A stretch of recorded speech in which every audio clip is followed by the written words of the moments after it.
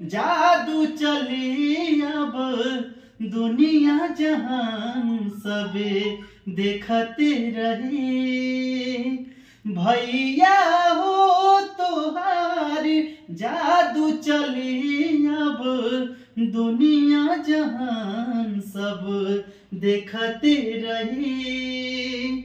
तुहरे ही बल के जे भी देखी हो देखते करे जावे पे हाथ धाई दे हो।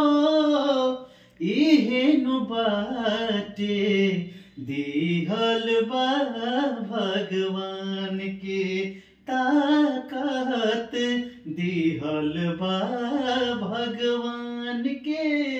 भैया हो तुहार जादू चली अब दुनिया जहान सब देखते रही।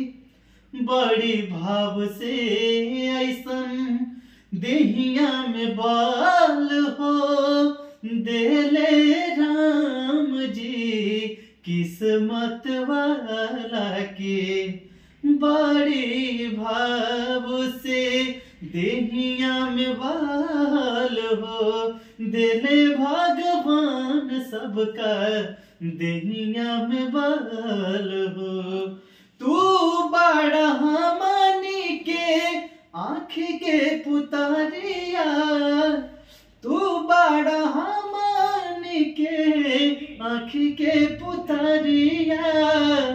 जिया हजारों साल भैया हो तुहार जादू चली अब देखी दुनिया जवार। एहो भैया देखी दुनिया जवार। वाह, बंद मत करना। बहुत खूब।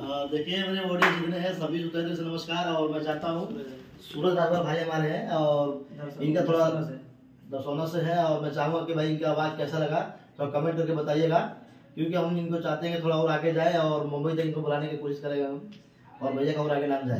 बहुत से धन्यवाद। मेरे